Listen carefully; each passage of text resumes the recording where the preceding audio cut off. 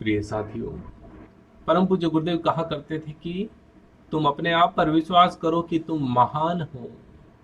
तुम उस परमात्मा की कृति हो तो तुच्छ कैसे हो सकते हो। प्रसंग को शुरू करने जा रहा हूँ। उससे पहले माँ आदिशक्ति और परम पूज्य गुरुदेव के श्री चरणों में सशत वंदन करते हुए गुरु सत्ता की सूक्ष्म उपस्थिति को अनुभव करते हुए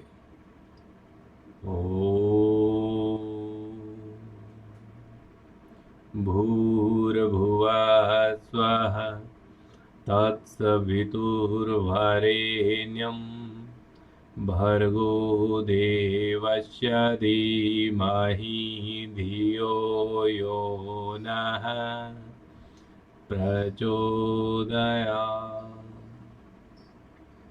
प्रिय साथियों, परम पूज्य गुरुदेव कहते हैं कि विश्वास करो कि तुम में महान कार्य के लिए जन्म लिया है। तुम्हारे भीतर महान आत्मा का निवास है। विश्वास करो कि तुम शरीर नहीं आत्मा हो। तुम मृत्यु नहीं अमर हो।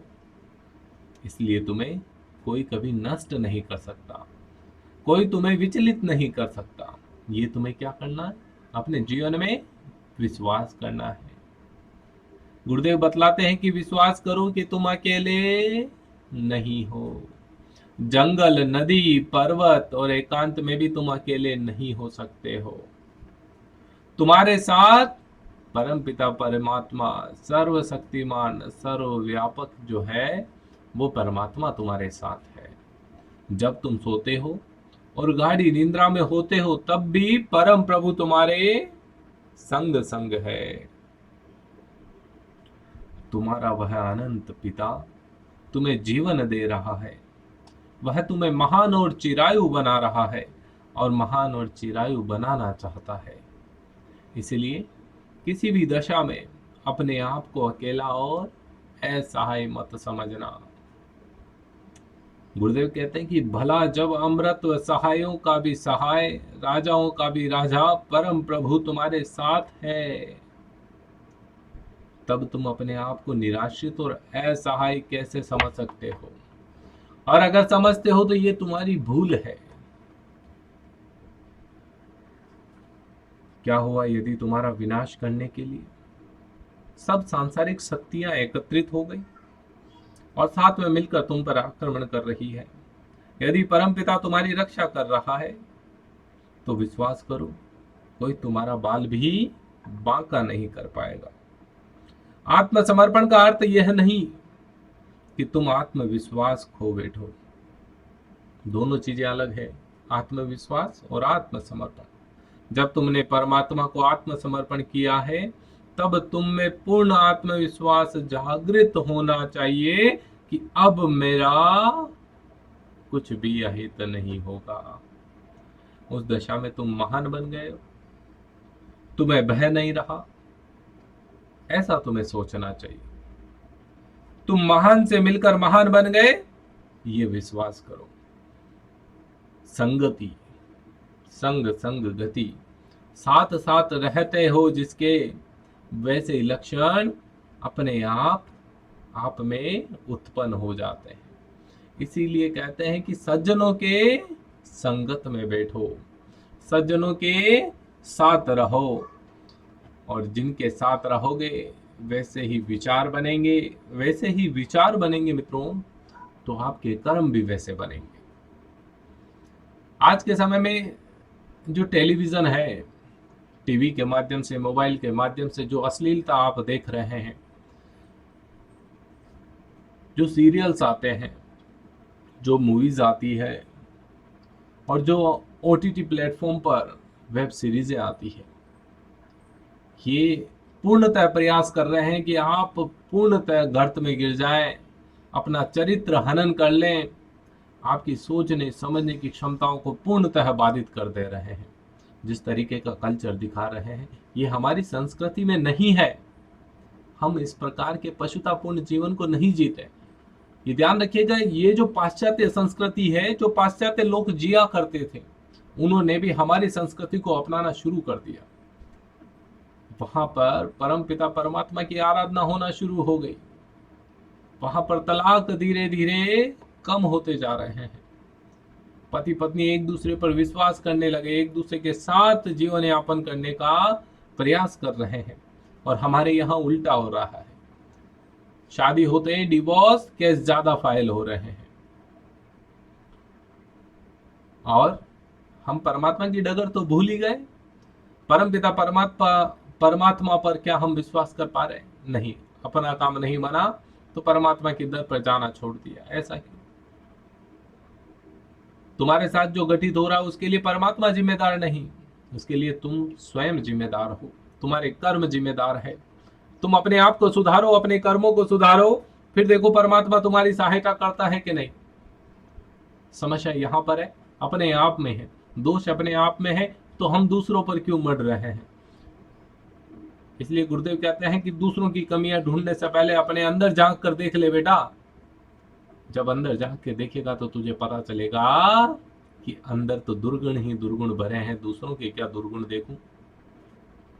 समस्या यही है, व्यक्ति को अपनी आंखों से अपनी चीजें नहीं दिखती, लेकिन दूसरों की कमियां दिखाई दे जाती। उसमें लाख अच्छाइयां होगी तो भी व्यक्ति उसमें नुक्स निकाल देंगे, कमियां निकाल देंगे। ये जीवन शैली बड़ी घातक जीवन शैली है। गुरुदेव कहते हैं कि इससे किसी का हित नहीं होता। सबसे पहले जो इस प्रकार की जीवन शैली जीता है उसी का सबसे ज्यादा हित होता है। उसकी सोच संकुचित हो जाती है, हर एक चीज में नेगेटिव पॉइंट्स को पकड़ेगा, कमियां ढूंढेगा। जब कमियां ढूंढेगा तो सब उससे नाखुश हो जाएंगे, परिवार के सदस्य भी उससे नाखुश हो जाएंगे। और जब सब नाखुश हो जाएंगे, जब कोई साथ रहेगा नहीं, तो वो अकेला रहकर भी क्या करेगा? जीवन में अकेलापन जब आ जाता है तो मानसिक संताप और दूसरे अवसादग्रस्त परिस्थितियां जीवन में उत्पन्न हो जाती है।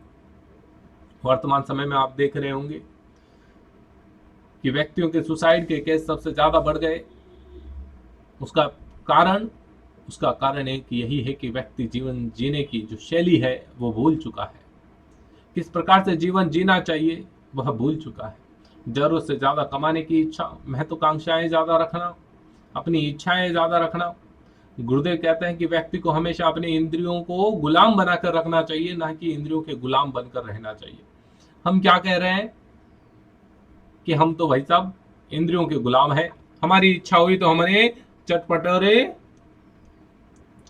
स्वादिष्ट भोजन कर लिए, और हमारी इच्छा हुई तो हमने हमारा ब्रह्मचर्य तोड़ लिया। समय से पहले हम उस डगर पर चल चुके जहां पर हमें बर्बाद होना है। हमारी नस्ल अच्छे से तैयार हुई नहीं कि हम उसका मिसयूज करना शुरू कर दिए। ये वर्तमान समय की परिस्थितियां हैं। आप देखें, एक जमाना था जब नौजवानों के चेहरों पर जो शाइनिंग होती थी, जो ग्लो होता था, वो आज देखो, आज के नौजवान ऐसे लगते हैं जैसे रस निचोड़कर नींबू फेंक दिया हो। चेहरे पर कोई तेज नहीं, कोई ओज नहीं, कोई शाइनिंग नहीं, कोई चमक नहीं, निस्तेज चेहरा। कारण गलत जीवन शैली को अपनाना, गलत विचार भावनाओं को अपने अंतर मन में जगह देना। और उसके लिए वो बच्चे जिम्मेदार नहीं, बच्चों के माता पिता भी इसके लिए जिम्मेदार है। गुरुदेव कहते हैं कि बच्चा अगर कुछ गलत कर रहा है तो उसके लिए बच्चे से ज्यादा उसके माता पिता जिम्मेदार हैं। गुरुदेव कहते हैं कि माता पिता को यदि अपना आईना देखना है तो अपने बच्चे को देख लो कि बच्चा कैसा है। वही अपने माता पिता का सच्चा आईना है। मिरर के सामने खड़े होने की जरूरत नहीं पड़ेगी। साथियों, आप सभी से विनम्र निवेदन करता हूं कि आप गुरुदेव के साहित्य को ध्यान पूर्वक सुनें और उसे अपने जीवन में आत्मसात करने का प्रयास करें। मेरा प्रयास है कि मैं गुरुदेव के साहित्य का ऑडियो संस्करण करके ज्यादा से ज्यादा लोगों तक इसे पहुंचाऊं। घर घर तक, जन जन तक जो गुरुदेव का आदेश था मेरा साहित्य पहुंचे, उसे पहुंचाने में मैं सहयोग करूं। ये तुच्छ सा काम गुरु प्रेरणा से, गुरु कृपा से मैं कर पाया हूं, और गुरु कृपा से ही इतना आगे बढ़कर मैं आज यहां तक पहुंच पाया। गुरु ब्रह्म है। जिसने सदगुरु को पा लिया, जिसने गुरु को पा लिया, उसका जीवन धन्य हो गया, भवसागर से पार हो गया। गुरु वह नौका है जो इस संसार रूपी भव सागर से आपको तारेगी। आप भी अपने गुरुदेव पर विश्वास करके देखिए, अपने गुरुदेव पर श्रद्धा रखकर देखिए आपको कैसा अनुभव होता है, जीवन में क्या बदलाव आते हैं वह भी आप बताइए। और मैं 100% दावे के साथ कह सकता हूं कि जीवन में बदलाव अवश्य आएगा, आपकी सोच बदल जाएगी, जीवन शैली बदल जाएगी। एक बार विश्वास और श्रद्धा करके तो देखिए। अंत में अपनी वाणी को विराम देते हुए परम पूज्य गुरुदेव का स्मरण करते हुए आपसे निवेदन करता हूं कि नीचे कमेंट बॉक्स में गुरुदेव का स्मरण करते हुए जय श्री राम अवश्य लिखें।